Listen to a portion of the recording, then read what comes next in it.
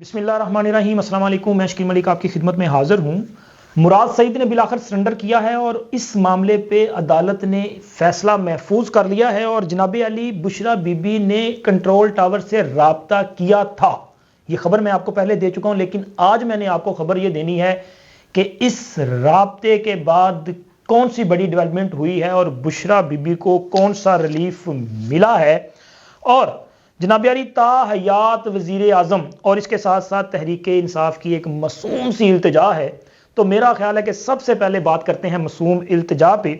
تحریک انصاف کے موجودہ chairman barrister علی گوہر صاحب نے آج عمران خان سے، جو بانی ہے پی ٹی آئی کے، ان سے اڈیالہ جیل میں ملاقات کی ہے۔ یہ ملاقاتیں ویسے روزانہ کی بنیاد پہ ہو رہی ہیں اور ماشاءاللہ اسلام آباد ہائی کورٹ کے حکم کے بعد کی جا رہی ہیں، اور ان ملاقاتوں میں یہ جو انتخابات ہیں ان میں متوقع امیدواران کے حوالے سے فیصلے کیے جا رہے ہیں کہ کس حلقے میں کسے ٹکٹ دینا ہے۔ اچھا، پہلا جو نقطہ ہے نا وہ یہ ہے کہ سر یہ کن امیدواران پہ آپ مشاورت کر رہے ہیں، جب آپ کے تو 95% لوگوں کے کاغذات نامزدگی مسترد کیے جا چکے ہیں۔ آپ نے خود ہی کہتے ہیں نا پی ٹی آئی والے کہ جی ہمارے 95% لوگوں کے کاغذات نامزدگی مسترد کر دیے گئے ہیں، ہمارے پاس لیول پلینگ فیلڈ نہیں ہے، ہم پہ جو ہے وہ ظلم اور جبر کیا جا رہا ہے۔ تو پھر یہ 5% پہ آپ اتنے دن کیوں لگا رہے ہیں جب آپ کے امیدواری صرف 5% ہے؟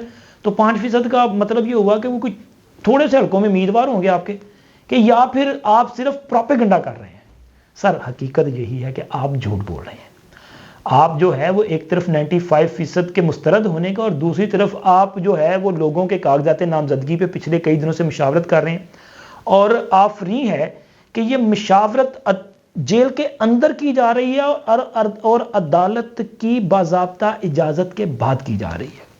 اچھا، کسی اور کے لیے یہ سہولت نہیں میسر تھی بھائی، بلکہ لوگوں کے لیے تو یہ اس قسم کے حالات تھے تب کبھی جب پروجیکٹ عمران کی آبیاری کی جا رہی تھی اور اس کی محبت میں مبتلا طاقتور لوگ جو ہیں وہ اندھا دھند عمران مخالفین کے خلاف فیصلے ٹھوک رہے تھے، بلکہ ان کو بھی ٹھوک رہے تھے بیچاروں کو۔ تو جناب اس وقت تو یہ تھا کہ ایون کہ اگر کسی جگہ پہ یہ پتہ چلتا تھا نا کہ جی فلاں بندے کے ساتھ فلاں نے مشاورت کر دی اور فلاں بندہ کے خلاف فیصلہ موجود ہے، تو جناب نا نا نا نا نا نا اس مشاورت میں جو فیصلہ ہوا وہ بھی غیر قانونی ہے، اس کی بھی کوئی حیثیت نہیں۔ آپ کو یاد ہے نا کہ سینٹ الیکشن میں مسلم لیگ نون کے امیدواروں سے ٹکٹ واپس لے لیے گئے تھے، ان کو آزاد حیثیت میں الیکشن لڑوایا گیا، اور وہ کیوں لڑوایا گیا؟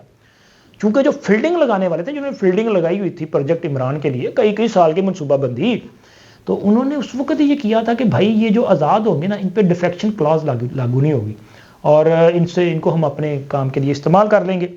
تو خیر اب وہی عدلیہ اجازت دے رہی ہے کہ ایک نااہل شخص کے ساتھ جو جیل میں قید ہے آپ جائیں، جا کے مشاورت کر لیں، اور اس کو جناب وہاں پہ ایک وی آئی پی قسم کا ماحول دیا جا رہا ہے۔ وہ جیل تو نہیں، مجھے لگ رہی کچھ اور ہی معاملہ لگ رہا ہے۔ میں نے پہلے بھی کہا تھا کہ یہ کوئی انتخابی دفتر بن چکا ہے، وہ جاتے ہیں مشاورت کرتے ہیں۔ تو خیر یہ مشاورت انہوں نے کی ہے، لیکن اس مشاورت کے بعد جو انہوں نے میڈیا سے بات چیت کی ہے، ایک تو ان کا درد جو ہے نا، دکھ، وہ بڑا مجھے نظر آیا ہے کہ سپریم کورٹ نے یہ جو تا حیات نااہلی والے معاملے پہ سماعت کی ہے نا، تو اس پہ ان کو بڑی تکلیف ہو رہی ہے۔ حالانکہ تکلیف ہونی نہیں چاہیے تحریک انصاف کو، یار آپ کے فائدے میں ہو رہا ہے سارا کچھ، آپ کو سمجھ کیوں نہیں آ رہا؟ تحریک انصاف والے اب میرا خیال ہے کہ یہ نا سوچتے کم ہیں، دماغ سے کم کام لیتے ہیں۔ یار آج آپ کو لگ رہا ہے کہ صرف نواز شریف کے لیے یا ترین کے لیے یہ فیصلہ ہو رہا، نہیں یار، مطلب ان کے الیکشن کے بعد دوبارہ تا حیات نااہلی ہو جائے گی۔ عدالت بار بار کہہ رہی ہے کہ یہ ایشوز جو ہے ان کو ہم ہمیشہ کے لیے سیٹل کرنا چاہتے ہیں، چونکہ ظاہر آرٹیکل 62(1)(f) اس میں جو میعاد ہے نااہلی کی وہ خاموشی ہے، تو لہٰذا اس خاموشی کا فائدہ یہ اٹھایا گیا کہ 5 رکنی بینچ نے جب فیصلہ کیا تو کہہ دیا کہ یہ تا حیات ہوگی جب تک یہ فیصلہ موجود ہے، قیامت تک فیصلہ موجود رہے گا تو قیامت تک نااہلی برقرار رہے گی۔ اب ایک بندے نے، اب سوچے کہ جو بندہ کسی غداری کے مقدمے میں بھی اس کو وہ سزا ہو جائے تو اس کی بھی نااہلی جب 2 سے 5 سال میں ختم ہو جائے گی، لیکن یہ جو فیصلہ ہے اس کے مطابق تو جو اس کی زد میں آ گیا 62(1)(f) والا، وہ تو پھر اڑ گیا نا، اس کی تو سیاست ختم، سب کچھ ہی ختم۔ تو یہ ڈیسائیڈ ہونا جو ہے وہ ضروری ہے، اور عدالت نے، سپریم کورٹ نے یہ بہتر کیا ہے۔ لیکن اس سماعت کے بعد تحریک انصاف والوں کو کیا نظر آ رہا ہے؟ وہ کہتے ہیں جی تا حیات نااہل جو ہے اس کو تا حیات وزیر اعظم بنانے کی تیاری کی جا رہی ہے۔ اچھا ان کو اس بات کا یقین ہو چکا ہے کہ اگلا وزیر اعظم نواز شریف ہے، ٹھیک ہے، اور یہ کہتے ہیں جی ہم اس کا راستہ روکیں گے۔ چلیں دیکھیں جی کیسے روکتے ہیں۔ ابھی تو ان کی معصوم التجا بھی ہے، التجا یہ کر رہے ہیں کہ سر ہم یہ چاہتے ہیں ہمیں آپ نے بلے کا انتخابی نشان نہیں دینا تو نہ دیں، ہمیں کامن سمبل دے دیں۔ اچھا وہ کامن سمبل کا مطلب کیا ہے کہ جی ہمیں کوئی بھی ہماری پارٹی کو انتخابی نشان جو ہے وہ الاٹ کر دیا جائے، ہم اس پہ الیکشن لڑیں گے۔ اچھا یہ نا وہ اسی طرح کی فرمائش ہے جس طرح کی فرمائش کبھی جسٹس عمر عطا بندیال صاحب کے دور میں عمران خان صاحب عدالت میں بیٹھ کے کیا کرتے تھے کہ جی مجھے ضمانت چاہیے، ضمانت مل گئی، میرے خلاف فلاں مقدمہ فلاں جگہ پہ ہے اس پہ بھی ضمانت چاہیے، اسلام آباد ہائی کورٹ میں بیٹھ کے وہاں بھی مل گئی۔ جو ان کے ذہن میں ہو، جس پہ مقدمہ قائم کرنا ہو یا گرفتاری کرنی ہو، اس میں بھی ضمانت دے دیں۔ اچھا اس میں بھی ضمانت مل جاتی تھی۔ یہ بھی اسی طرح کی خواہش ہے۔ اور بھائی آپ نے انٹرا پارٹی الیکشن کروانے ہیں تو پھر آپ کو سمبل ملے گا نا۔ ابھی تو سوال یہ ہے کہ آپ کے انٹرا پارٹی انتخابات ہی نہیں ہوئے، آپ نے اپنے پارٹی آئین کے مطابق الیکشن نہیں کروایا تو آپ کو پھر انتخابی نشان کیسے ملے گا؟ اگر آپ کو انتخابی نشان دینا ہے تو کس بنیاد پہ دینا ہے؟ انٹرا پارٹی انتخابات کروائیں، پھر اس کے بعد آپ کو جو ہے وہ کامن سمبل مل جائے گا۔ یہ تو معصوم سی جو التجائیں ہیں نا، وہ یہ بری قسم کی کارروائیاں یہ ڈالنے کی کوشش نہ کریں۔ میرا خیال ہے کہ اگر آپ کے انٹرا پارٹی الیکشن نہیں ہوں گے تو پھر آپ کے امیدواران کو کوئی کامن سمبل نہیں ملے گا، بلکہ آزاد حیثیت میں ان کو جو ہے وہ الیکشن میں جانا پڑے گا۔ باقی جو آپ کو پیٹ میں مروڑ اٹھ رہے ہیں نا کہ یہ جو اپنا اسپیشل سیٹس ہیں ان کا کیا بنے گا، تو سر کیا بننا ہے؟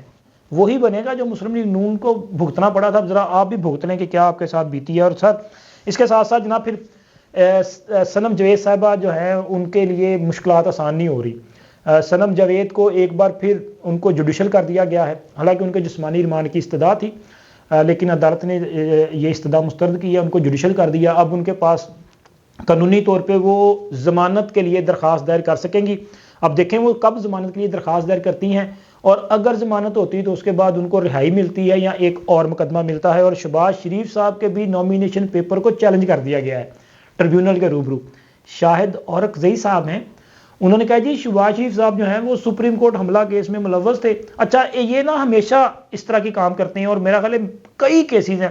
میں جب ہائی کورٹ کو باقاعدہ کور کر رہا تھا تب میں نے ان کی بہت ساری اس طرح کی درخواستیں جو ہیں وہ کور کی ہیں۔ تو ان کے پاس پچھلے کئی سال سے یہی مدعا ہے، اور ہر بار ان کو جو ہے ان کے خلاف فیصلہ آیا ہے، تو انہوں نے چیلنج کر دیا ہے۔ اب دیکھیں ٹریبیونل اس پہ کیا فیصلہ کرتا ہے، ٹریبیونل نے فیصلہ کرنا ہے۔ اور جناب علی اب ہم بات کریں گے کنٹرول ٹاور سے رابطے کی۔ سر بشرا بی بی نے خلائی مخلوق سے ملاقات کی تھی، اور میں نے آپ کو یہ خبر بریک کی تھی، بتایا بھی تھا۔ اب وہ خلائی مخلوق کہیں یا کنٹرول ٹاور کہیں، ان سے ملاقات کی، اور اس ملاقات میں بشرا بی بی نے یہ التجا ان کے سامنے یہ درخواست رکھی تھی کہ خدا کے لیے میری عزت بچائیں۔ اچھا عزت بچائیں کیسے؟ وہ کہتی تھی کہ یہ جو عدت میں نکاح کا معاملہ ہے نا، یہ جو کیس ہے نا، ذرا اس میں میری ہیلپ کر دیں اور اس معاملے کو ذرا رفع دفع کروا دیں، کیونکہ اس میں خاور مانیکا صاحب نے جو الزامات لگائے ہیں وہ بڑے بہودہ قسم کے الزامات ہیں، اور پھر اس پہ زیادہ گند ڈال دیا لطیف نے، وہ جو ملازم تھا، اس کی گواہی نے۔ تو بشرا بی بی اس کیس سے اپنی جان چھڑوانے کے لیے خلائی مخلوق تک پہنچ گئی، ان سے التجائیں کی۔ تو میں نے آپ کو اس دن کہا تھا کہ جناب انہوں نے اپنی التجا رکھ دی ہے، اب سامنے والوں نے بھی ظاہر ہے ریٹرن میں کیا ملے گا نا، بشرا بی بی ان کو ریٹرن میں کیا دیں گے؟ ایسے تو نہیں ہو سکتا کہ آپ کہیں جی میری جان چھوٹ جائے اور پھر اس کے بعد یہ بھی کہیں کہ نہیں جی میں تو یہ نہیں کر سکتی، تو ایسے نہیں ہوگا۔ تو سر خبر یہ ہے کہ بشرا بی بی کا جو یہ معاملہ ہے عدت میں نکاح والا، اس میں مقامی عدالت کی طرف سے جو چلان کی کاپیز ہوتی ہیں نا، کیس کی جو چلان پیش کیا جاتا ہے، اس کی نقول باضابطہ طور پہ عمران خان اور بشرا بی بی کو تقسیم کر دی گئی ہیں، ان کے وکلاء کو دے دی گئی ہیں، اور اب 10 جنوری کو فرد جرم عائد کیا جائے گا۔ یہ کاروائی آگے بڑھنے کا مطلب ہے کہ کنٹرول ٹاور سے جو پیغام آیا ہے وہ اچھا نہیں ہے۔ بشرا بی بی کو وہاں سے کسی قسم کی مدد یا کوئی تعاون جو ہے وہ نہیں مل رہا، اور اب بشرا بی بی کو اپنی عزت بچانے کے لیے کوئی اور حربہ استعمال کرنا پڑے گا۔ میرا خیال ہے خاور فرید مانیکا صاحب سے رجوع کر لیں، وہ اپنا استغاثہ واپس لے لیں تو شاید آپ کی عزت بڑھ سکتی ہے، ادروائز تو پھر جناب یہ گند پڑ چکا ہے، اور یہ جو گند پڑا ہے نا یہ کس قدر آگے بڑھے گا یہ میرا نہیں خیال کہ بشرا بی بی اس کی نزاکت کو سمجھ سکتی ہیں، کیونکہ اگر میں نے پہلے بھی بات کی تھی، آج بھی اس بات کو دہرانا چاہتا ہوں کہ جناب یہ عدت میں نکاح والا معاملہ اور یہ جو ناجائز مراسم والا معاملہ ہے نا، یہ اگر کہیں نہ کہیں وہ حدود آرڈیننس کی طرف چلا گیا نا تو سر جی پھر سزا ہے یہ سنگساری دی، تو سنگسار آپ سمجھ سکتے ہیں کہ وہ پھر کیسے کیا جائے گا اور کس کو کیا جائے گا۔ اور اب آخر میں بات کریں گے مراد سعید صاحب کی، جنہوں نے سرنڈر کیا ہے۔ مراد سعید تحریک انصاف کے مفرور رہنما اشتہاری ہو چکے ہیں، ان کے خلاف جو ہے وہ جائیداد ضبطگی کا معاملہ بھی شروع ہو چکا ہے۔ تو جب لوٹ مار مچا کے اور انہوں نے جو پیسہ اکٹھا کیا تھا، جو جائیدادیں بنائی تھی، اب وہ ضبط کر لی جائیں گی تو جان تو پھر نکل جائے گی نا انہوں دی۔ تو جناب علی اب ان کو خیال آیا ہے کہ مفرور ہونے کی وجہ سے، اشتہاری ہونے کی وجہ سے یہ الیکشن بھی گیا، چونکہ نومینیشن پیپر تو ایکسیپٹ نہیں ہو سکتے جب تک آپ اسکروٹنی کے پروسیس کا حصہ نہیں بنیں گے، آپ آئیں گے نہیں، اور پھر اس کے بعد جائیدادیں ضبط ہونا شروع ہو جائیں گی، آگے بھی معاملہ بڑھ سکتا ہے۔ تو لہٰذا اب جناب مراد سعید صاحب جو ہے وہ التجا کر رہے ہیں، وہ کہہ رہے ہیں جی میں سرنڈر کرنے کے لیے تیار ہوں، اور ان کے والد محترم نے اس حوالے سے پشاور ہائی کورٹ میں ایک درخواست دائر کی ہے، اور ان کی طرف سے جو درخواست دائر کی گئی ہے پشاور ہائی کورٹ میں، اس میں یہ کہا گیا ہے کہ جی مراد سعید صاحب جو ہیں وہ سرنڈر کرنا چاہتے ہیں لیکن ان کو حفاظتی ضمانت دی جائے۔ اس درخواست پر جسٹس اعجاز خان صاحب پر مشتمل سنگل بینچ نے فیصلہ کیا ہے، اور آج کی سماعت کے بعد عدالت نے اس پر فیصلہ محفوظ کر لیا ہے۔ اچھا فیصلہ کیا آئے گا یہ تو مجھے نہیں پتا، لیکن میں آپ کو اشارہ دے دیتا ہوں کہ آج عدالت میں سرکاری وکیل نے اس کی مخالفت بھی کی، اور انہوں نے کہا جی اس سے پہلے بھی اس قسم کی درخواستیں آ چکی ہیں، لہٰذا عدالتیں پہلے ہی ان کو مسترد کر چکی ہیں، لیکن جو اپنا یہ مراد سعید صاحب کے والد کے وکیل ہیں انہوں نے کہا جی مراد سعید صاحب کے خلاف کیسز ہیں، خدشہ ہے کہ انہیں گرفتار کر لیا جائے گا، وہ عدالت کے سامنے سرنڈر کرنا چاہتے ہیں، تو لہٰذا ان کی ضمانت منظور کر لی جائے۔ عدالت نے کہا جی کتنے کیسز ہیں؟ انہوں نے کہا سانوں نہیں پتا، انہوں نے کہا جی پھر پتہ چلائیں، تو انہوں نے کہا جی یہ تو حکومت بتائے گی کہ کتنے کیسز ہیں۔ انہوں نے جب سرکاری وکیل سے عدالت نے پوچھا، انہوں نے کہا جی ظاہر ہے چیزیں چیک کرنی پڑیں گی تو مجھے 1 ہفتے کا ٹائم چاہیے۔ عدالت نے فیصلہ بھی محفوظ کر لیا اور 1 ہفتے کا ٹائم بھی دے دیا، فیصلہ محفوظ اور 1 ہفتے کا ٹائم۔ اب آپ اندازہ لگا سکتے ہیں کہ اس پہ فیصلہ کیا آ سکتا ہے۔ میری تو جرت نہیں ہے کہ میں عدالتی فیصلہ پہلے آپ کے سامنے رکھوں، ہاں اگر آپ کمنٹ سیکشن میں بتانا چاہیں تو وہ حاضر ہے۔